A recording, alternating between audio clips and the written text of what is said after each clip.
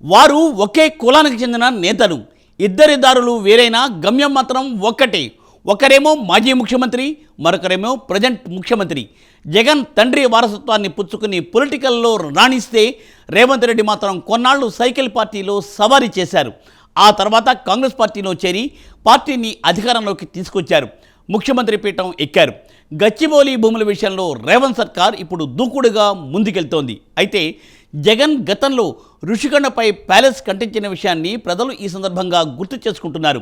ఈ రెండు ఘటనల మధ్య సారూప్యం ఉందని నెటిజన్లు కామెంట్స్ చేస్తున్నారు. ఇంతకు వారు ఇద్దరూ చేసిన ఆ బిగ్ మిస్టేక్ ఏంటి? జగన్ చేసిన తప్పునే రేవంత్ చేస్తున్నారా? Let us watch the story.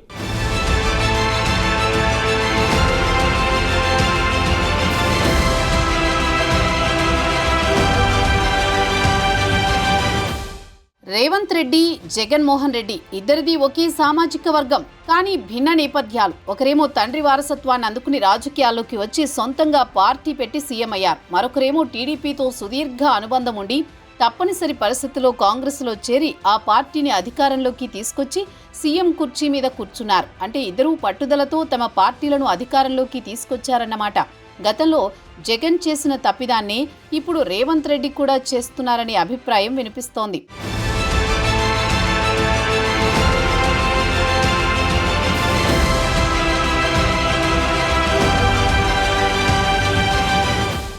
Jagan, Revanth ఇద్దరూ రెడ్డి సామాజిక వర్గానికి చెందిన నేతలే. ఒకరు ఏపీ సీఎంగా పనిచేయగా మరొకరు ప్రస్తుతం తెలంగాణ ముఖ్యమంత్రి. ఇద్దరూ తమ ఇమేజ్తో తమ పార్టీలను అధికారంలోకి తెచ్చిన వారే. అయితే ఇద్దరూ భిన్న ధృవాల్లాంటి వారు.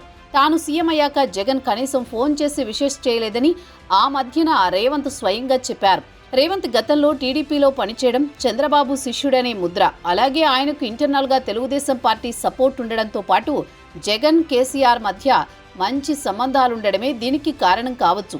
ఇక ఇద్దరి మధ్య సారూప్యతల విషయానికొస్తే ఇద్దరూ జగమొండిగా పేరు తెచ్చుకున్న వాళ్ళే. ఎన్ని ఆటంకాలొచ్చినా తమకు నచ్చిన పని చేసుకుంటూ ముందుకు వెళ్లే స్వభావం ఉన్న నేతలే వీరిద్దరూ. అదే వీరి బలం, అదే వీరి బలహీనత కూడా.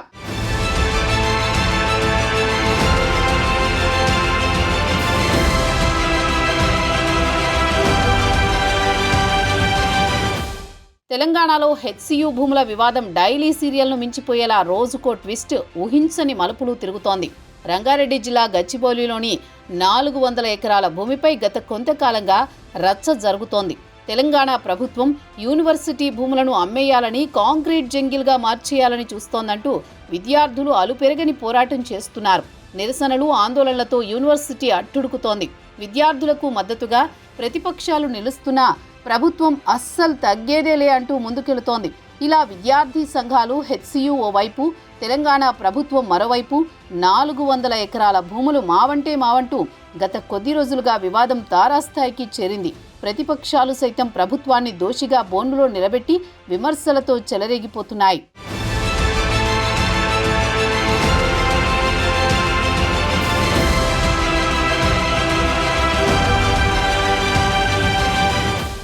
ఇదిలా ఉంటే గచ్చిబౌలి భూముల వ్యవహారం తెలంగాణ వ్యాప్తంగా దుమారం రేపుతున్న వేళ రేవంత్ రెడ్డి చేస్తున్న పని జగన్ను గుర్తుకు తెచ్చింది. జగన్ అధికారంలో ఉన్నప్పుడు 3 రాజధానుల ప్రతిపాదన తీసుకొచ్చి విశాఖపట్నాన్ని ఎగ్జిక్యూటివ్ క్యాపిటల్గా ప్రకటించింది అప్పటి ప్రభుత్వం. మరోసారి అధికారంలోకి వస్తే విశాఖ నుంచే పాలనా వ్యవహారాలు చక్కబెట్టాలని జగన్ భావించారని, అందుకే ఋషికొండపై ప్యాలెస్లు నిర్మించారని చెబుతూ ఉంటారు. ఈ ప్యాలెస్ల నిర్మాణం కోసం సముద్రపు ఒడ్డున పచ్చలహారంలా ఉండే ఋషికొండకు గుండు కొట్టినట్టుగా చేశారంటూ గతంలో ప్రతిపక్షాలు గగ్గోలు పెట్టాయి. ఋషికొండ ప్యాలెస్ వ్యవహారం ఎన్నికల ప్రచారంలో టీడీపీకి, కూటమికి ఓ అస్త్రంలా పనికొచ్చింది. ఈ వ్యవహారం వైసీపీని ఇరుకున పెట్టింది. విశాఖపట్నంతో పాటు ఉత్తరాంధ్రలో వైసీపీకి కోలుకోలేని దెబ్బ తగిలింది.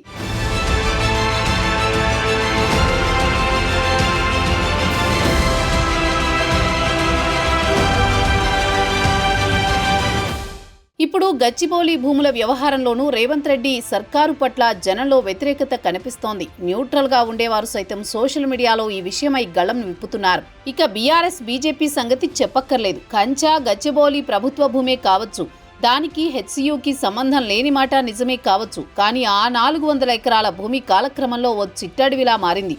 ఈ చిట్టడివిలో రకరకాల చెట్లు, పక్షులు, వన్యప్రాణులు ఉన్న వీడియోలు సోషల్ మీడియాలో వైరల్ అవుతున్నాయి. అక్కడ నీటి వనరులు కూడా ఉన్నట్లు వీడియోలను బట్టి తెలుస్తోంది. జేసీబీలు చదును చేస్తున్నప్పుడు నెమళ్లు రోదిస్తున్న వీడియోలు వైరల్ అవుతున్నాయి.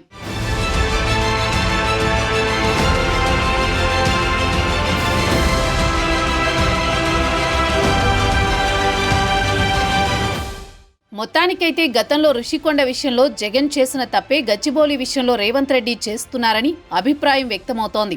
రేవంత్ ప్రకృతి విధ్వంసానికి పాల్పడుతున్నారని నెటిజన్లు మండిపడుతున్నారు.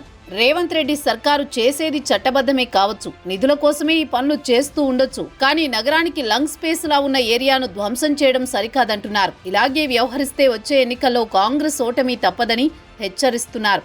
మరి చూడాలి ఈ విషయంలో రాష్ట్ర ప్రభుత్వం వెనక్కి తగ్గుతుందో లేదో.